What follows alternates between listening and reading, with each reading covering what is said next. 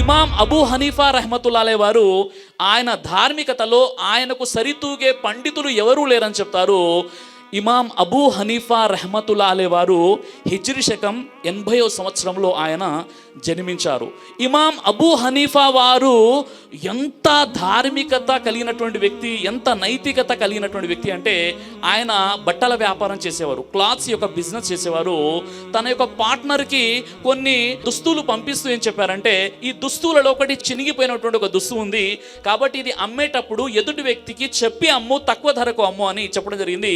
కానీ ఇమాం అబూ హనీఫా గారి యొక్క పార్ట్నర్ ఆ విషయాన్ని మర్చిపోయాడు. ఆ విషయాన్ని మర్చిపోయి సాధారణంగా అన్ని దుస్తులతో పాటు ఇది కూడా అదే ధరకు చెప్పకుండా అమ్మేశాడు. పాపమైన మర్చిపోయాడు. ఆ తర్వాత ఎప్పుడైతే ఇమాం అబూ హనీఫా గారికి ఈ విషయం తెలిసిందో, అయ్యో అలా జరిగిందా అని ఇమాం అబూ హనీఫా గారు ఏం చేశారంటే, ఆ రోజు వచ్చినటువంటి ఆదాయం సంపద మొత్తం కూడా పేదలకు పంచేశారు, దాన ధర్మం చేసేశారు. ఎందుకంటే నేను వ్యాపారం చేశాను, ఆ వ్యాపారంలో ఒక చిరిగిపోయినటువంటి ఒక దుస్తువు, అందులో ఉన్నటువంటి లోపము ఇతరులకు చెప్పకుండా అది అమ్మాము, అతడు నష్టపోయాడు కాబట్టి దానికి కంపన్సేషన్, దానికి నష్టపరిహారం ఏంటంటే ఆ రోజు వచ్చిన సంపాదన మొత్తం కూడా పేదలకు పంచిపెట్టారు ఇమాం అబూ హనీఫా రహ్మతుల్లాహి అలైహి వారు. అంత గొప్ప పూర్వీకులు కాబట్టి వారు పురోగతి సాధించారు. ఎందుకంటే వారి యొక్క నైతికత, వారి యొక్క ఈమాన్ ఆ స్థాయిలో ఉండేది.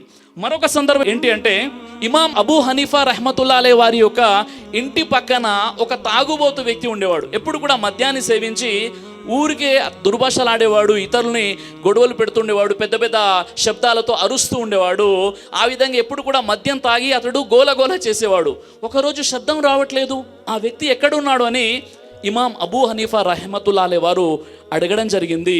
అప్పుడు లేదండి, ఇతడు తాగి తందానాలుతున్నాడు, తాగి ఇతడు గొడవ పెడుతున్నాడు కాబట్టి పోలీసు వాళ్ళు వచ్చేసి తీసుకెళ్ళిపోయారు అనగానే ఇమాం అబూ హనీఫా వారు ఆనాటి ఏదైతే పోలీస్ స్టేషన్ ఉండేదో ఆ పోలీస్ స్టేషన్కి ఇమాం అబూ హనీఫా గారు వెళ్ళారు.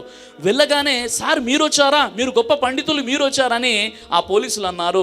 నేను ఎందుకు వచ్చాను అంటే, ఫలానా వ్యక్తి మీరు తీసుకొచ్చారు కదంటే, సరే సార్ మీరు వచ్చారు కాబట్టి మేము వదిలేస్తున్నాము అని ఆ వ్యక్తి నా తాగుబోతుని వదిలివేయడం జరిగింది.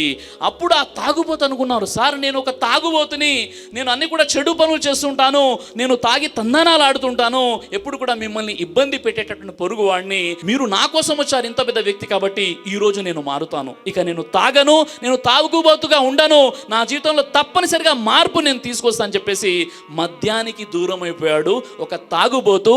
ఇమాం అబూ హనీఫా గారి అఖ్లాక్, ఆయన యొక్క నైతికత కారణంగా ఈరోజు మన సమాజంలో కూడా ఎంతోమంది తాగుబోతులు, ఎంతోమంది చెడు పనులు చేసేవారు ఉన్నారు. వారిని ఎప్పుడు కూడా దెప్పి పొడుస్తున్నామే తప్ప కౌన్సిలింగ్ చేసే ప్రయత్నం మనం చేయట్లేదు. కాబట్టి వారిని ఐడెంటిఫై చేసి వారిని కౌన్సిలింగ్ చేసేటటువంటి ప్రయత్నం చేయాలి సోదరులారా. ఎవరు కూడా తెలిసి చెడులో దిగరు, ఎవరు కూడా తెలిసి చెడు చేయరు. కొన్ని సందర్భాలు, కొన్ని పరిస్థితులు ఉంటాయి, తద్వారా వారు చెడుకు లోనైపోతారు. దైవ ప్రవక్త ముహమ్మద్ సల్లల్లాహు అలైహి వసల్లం వారు తెలియజేశారు, కడుపుకు సంబంధించినటువంటి అన్ని రకాల వ్యాధులకు అద్భుతమైనటువంటి ఔషధం తల్బీనా. ఇది దైవ ప్రవక్త వారి సున్నత్. మంచి ఆహారం, ఇమ్యూనిటీ బూస్టర్, ఇందులో షిఫా ఉంది. ఇది మంచి ఔషధంగా కూడా పనిచేస్తుంది. కాబట్టి పిల్లలు అయినా పెద్దలు అయినా ఎవరైనా దీనిని ఉపయోగించవచ్చు. అలాగే ఖురాన్లో దైవం తెలియజేశాడు, తేనెలో మీకు స్వస్థత ఉంది అని. కాబట్టి ఇక్కడ కనిపిస్తున్నటువంటి ఈ నెంబర్స్కి కాల్ చేసి మీరు ఇప్పుడే ఈ ప్రోడక్ట్ని ఆర్డర్ చేసుకోవచ్చు. కొరియర్ ఫెసిలిటీ కూడా ఉంది.